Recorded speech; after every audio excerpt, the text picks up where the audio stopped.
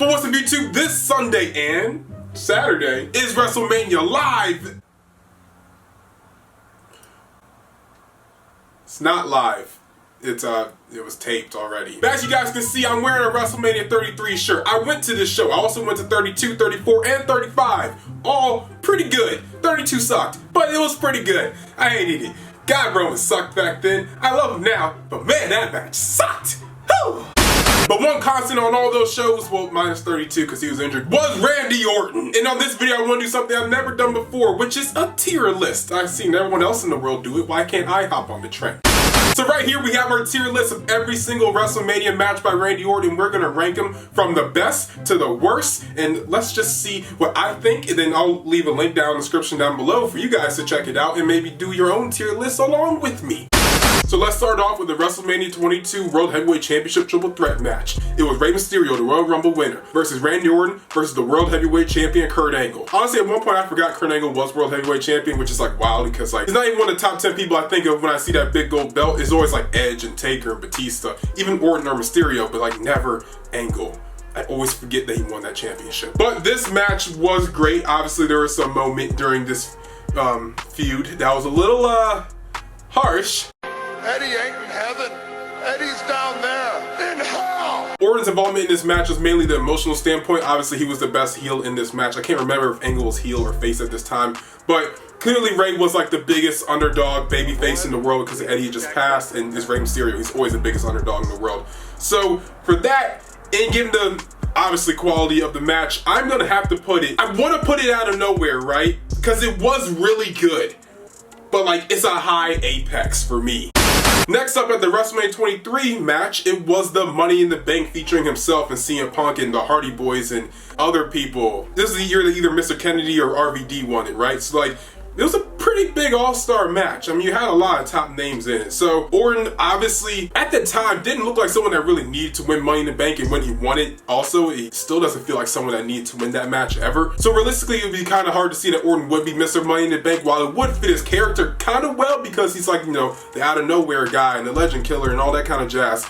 He just doesn't seem like someone that needs an opportunity to go after a world championship because he kind of, you know, was the guy with a silver spoon in his mouth. He could just go for a world title when he wanted it. But as far as for Orton in this Money in the Bank ladder match, solid banger. Not the best ever WrestleMania Money in the Bank ever, but it was a pretty solid match. It did its job, which was get a lot of high spots in. Obviously the RKO to Punk off the ladder was something we hadn't seen that much at that time. Obviously now it's kind of a little more expected out of Orton, but at that time it was something brand new. So his WrestleMania 20 debut, Evolution versus The Rock and Sock Connection. Him, Batista, and Ric Flair versus The Rock and Mankind, or McFoley, whatever you want to call him. So for this match, right, like obviously I wasn't watching wrestling back then because it's like 2004, I would have been like 4. I didn't start watching wrestling until I was 8. But when I watched it back, it was like, I want more interaction between like Rock and Randy. Like, that's like a generation collide type of thing. I know they had that segment on Raw, and it's like you just wanted to see them face each other. And I know Orton's gone back and forth with Rock on Twitter, like wanting to have a match, but it just never happened. And that's like one of the few dream matches I still want to see in WWE. I mean, the Rock's retired and stuff, so that's a little disappointing. But it's just one of those matches like, here's a generational star, here's a generational star, and also like Hollywood megastar. Make them fight, like it'd be so cool. But I don't know, at this time, it was kind of obvious to me that Randy was probably going to be the next face of WWE. Yeah, we had Cena win that US title and stuff, and his match wasn't even that good with Big Show, to be honest. Like, it wasn't all that. But at this time, a lot of people thought that Orton was going to be the next face of the company, but I guess he's now the second or third place, if you counted Batista to be second back then. As far as this match goes, I mean, it was cool that Orton got the win, so he did technically beat The Rock, but it's not like he pinned The Rock. Like, that would have put it on, like, out of nowhere level. So for this match, I'm gonna put an apex as well. Like, it should have been a top out of nowhere if he had pinned The Rock, but The Rock wasn't taking the pin that match. McFoley had to. I mean, it led to a great feud between Orton and McFoley, so like I can't really be too mad about it, but it would have been dope to see Rock take the pin to Randy because that would have like elevated Randy by so much. Here's the first one. Undertaker versus Randy Orton at WrestleMania 21. A lot of people thought that Randy was going to be the one to beat the streak. That's what everyone's been talking about, but he didn't feel like he was ready to beat the streak. He wasn't ready for that. And this would have been, if Randy had gotten this dub, I don't think the streak would have meant as much as it did when like Lesnar beat it, because it was out of nowhere and it was like past 20 and stuff. But this match was absolutely amazing. I mean, this was like peak Randy Orton. Like, this has to go out of nowhere. It was just, it was fabulous. Orton somehow taking that chokeslam into RKO is like something that like you do with wrestling figures, but you never think that can happen in real life with actual people. And the fact that he did something that I only thought like these little action figures could do was like something pretty cool. Next up, the WrestleMania 25 main event that should have been Shawn Michaels and Undertaker, but it was Triple H versus Randy Orton in, I believe, a no disqualification match or something like that, no holds barred. If this was at any point in the card, I would have probably put it at like an Apex level. For it to be the main event of WrestleMania, like, you have to look at the stakes that you're on. Like, the match itself was, I would put banger, right? Like, I would say somewhere between Apex and banger. But like, it was a WrestleMania main event. This was the hottest feud in the company. I mean, like, Randy Orton was kissing Stephanie. He tried to kill his entire family with that punk kick, or his in-law family with that punk kick. It would have been cooler if they got like Triple H's parents to show up. Triple H went into the dude's house. I mean, like, this was the hottest feud in 2009, especially leading up to WrestleMania. So the stakes were too high for this match to not do well. And for all the hatred that they had, they just did a bunch of headlocks.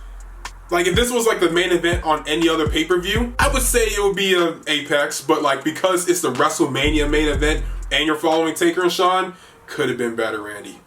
Could have been better, bro. WrestleMania 24. Okay, so for me, this is like an underrated WrestleMania. At one point, I thought it should have been the main event. I was like, these are the top 3 guys in the company. And like, of course it should be. Then I watched Undertaker and Edge. I was like, oh, yeah, I see why it wasn't Edge. He did his thing out there. I'm gonna put banger because like, it wasn't could be better, Randy, but it wasn't like I'm gonna take the time to go watch this again. It's a low banger. It's a low banger. WrestleMania 26. Okay, I don't care what anyone says. WrestleMania 26 is my favorite pay-per-view of like all time. Like, this was like my pay-per-view. I watched WrestleMania 25 at least a million times in a row, but WrestleMania 26, everything on that show to me was great. Even Sheamus and Triple H, which really wasn't that good, but in my mind, that still translates as great wrestling. I don't know why. WrestleMania 26, by far my favorite WrestleMania of all time. That's just put that out there right now. For this match, it was basically a legacy triple threat. He's been in a lot of triple threats, or a lot of like multi-man matches. I think it would have been better if like Orton didn't win this match. Like, I feel like if Rhodes had won this match, that would have really cemented him as like the next guy. Even though obviously WWE had a lot more potential like Ted DiBiase, because he got that Elimination Chamber match for the WWE Championship. Something about Rhodes in this match just showed like, this guy has that it quality. I don't know what it is, but he's gonna do something one day. As a match itself, I like the story of those two trying to like beat down Randy Orton so they could show like, wow, they're the new stars now and stuff. And it was just overall good to me. Like, when they turned on each other, I thought that was really cool. It's like, okay, go off Cody, put on some knee pads, but go off Cody. The whole triple threat scenario was just good to me. I just loved it. WrestleMania 29, Big Show, Sheamus, and Randy Orton versus The Shield. Banger. It's The Shield's debut. They had a really good match. It was entertaining. I didn't like the whole Big Show turning at the end, just because like Big Show turns a lot. But I like the RKO to Rollins. That was really cool. We have another RKO from Rollins. It's gonna be up there in a minute. Overall, this match got the point over of like putting the Shield as the next top team over in WWE. And I mean, that's what they did. The Shield became the Shield, and that's just how it was. But now I'm looking at this, I'm realizing that I don't have Rollins versus Randy Orton on this like template. 1 second. All right, we're back. So I put Rollins and Randy Orton on this thing now. So, talking about that, Randy Orton took on Seth Rollins at WrestleMania 31. This was out of nowhere, probably his best match, hands down. Honestly, we're gonna put it over Orton and Undertaker. Yeah, that's wild. Because like, Orton is not a good babyface traditionally. Every time Orton has played a babyface, it's always been like, okay, that was all right. But this match, this feud between him and Rollins going into Mania 31 was really good. I mean, this was probably like the most hype match for me going into the show, minus like Sting maybe, because like that's always really cool. Orton was kicked out of Authority, then he was kind of gone for a couple months, and then he showed back up at Fastlane. Then he cut his really good promo on Rollins and Kane and I guess J and J Security, and then also like Big Show. He straight up roasted all of them, and it was just really good. Like, it was probably the best Orton babyface promo I've ever seen in my life. And can we just talk about the match? I mean, like, yes, the RKO was the greatest RKO of all time. That's a fact. But the match itself was solid. When Randy Orton's in the ring with someone that can go, Randy Orton puts on his A game and he goes. Rollins is a great technician wrestler. He's overall great in that ring. He got that Ring of Honor style in him. Man, Randy Orton, smoothest dude in WWE. He makes everything look so just simple. But the curb stomp into the RKO was phenomenal. That was great. You could tell how proud Orton was in that moment. He had to take like 20 to 30 seconds of celebration before he pinned Rollins to get that win. Like, it was really good. It was like super good. Randy Orton versus Kane at WrestleMania 28. Considering it's Kane, right? And Kane was like older at the time and like he moves a little slower. I want to say could have been better, but also I know like he's facing Kane and Kane just moves a little slower in the ring, which is nothing wrong with that.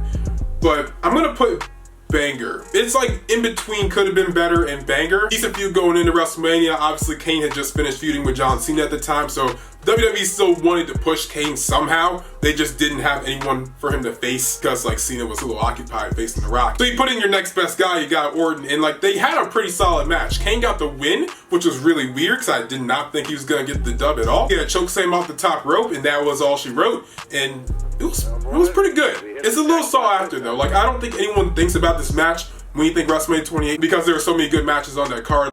WrestleMania 33, this one, when Orton won the WWE Championship against Bray Wyatt because cockroaches were on the mat and it looked like it was for Bray to win, but Orton just RKO'd him like he didn't care about the bugs on the ground and won the title. Dud. This had a really good feud going into WrestleMania. Probably one of the most creative ones. I mean, Orton literally burned down a dude's house like that. Like, that's tough. It just wasn't that good. Bray didn't seem like he really wanted his revenge that much, considering he just had his house burned down. You would think you would try harder when someone burns down your house, but Bray looked like he didn't care. Orton was just kind of going through the motions. Just dud. WrestleMania 30 main event. Okay, so while this match was really good in theory, yeah, they had the cool spot of the RKO, like the Batista bomb to the RKO from the back onto the table. That was dope. But I feel like people overhyped this match because of the moment at the end with Bryan. So like, it would be out of nowhere, but banger. Like, it wasn't really that good of a match though, or were you just really emotionally invested? Was it really that good? I don't think so. I think the moment at the end was great. Batista tapping and Bryan get the championship and he's bringing like his niece and stuff into the ring. He kisses Connor and stuff. Like, I thought that was great. I love that with the passion. But like, was the match really that good? Was it really though? Really wasn't. Punk versus Orton at WrestleMania 27. This is a WrestleMania that a lot of people write off as one of the worst besides WrestleMania 9. But this show had a couple solid matches. I mean, Triple H versus Taker, Rhodes versus Mysterio, and this one, Orton versus Punk. It's a very low, out of nowhere. I'll put it third. But it was really good. I mean, the story of the match was pretty good. Of Orton slowly taking out the new Nexus, and also Punk threatening Orton's wife, who wasn't his actual wife, but it was just a lady that was in a van. And then Randy had his knee taped up because, like, you know, Punk and all of them kind of beating him down a little bit. They kind of busted up his knee. I thought there was a very good story to this match. This match was really good for what it was. It did its job. It kept people interested, and it was, to me, one of the only few good matches on this pay-per-view. WrestleMania 34. This was very forgetful and very bad.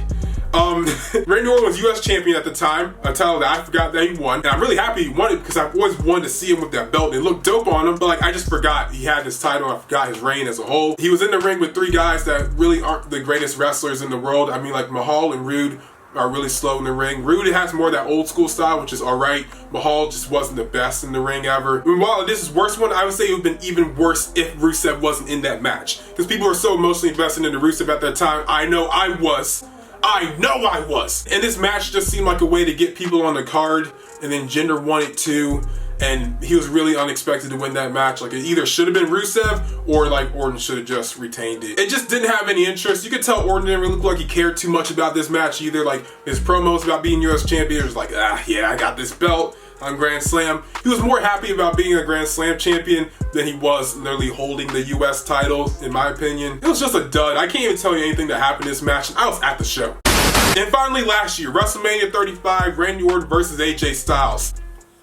I wanted this to be out of nowhere. This to me was supposed to be the match of the night. It was like the second match, I think. So I mean, not a bad spot on the card, just kind of like, that's kind of a weird place to put it. This should have been match of the night. I just knew it was going to be. The feud was great. Orton was playing the veteran old gristle heel, and like AJ talked about Orton's failed drug test, and I was like, yo, this is gonna be lit. AJ Styles, who's like the greatest wrestler of this modern generation, and Randy Orton, who's like one of the greatest overall of all time.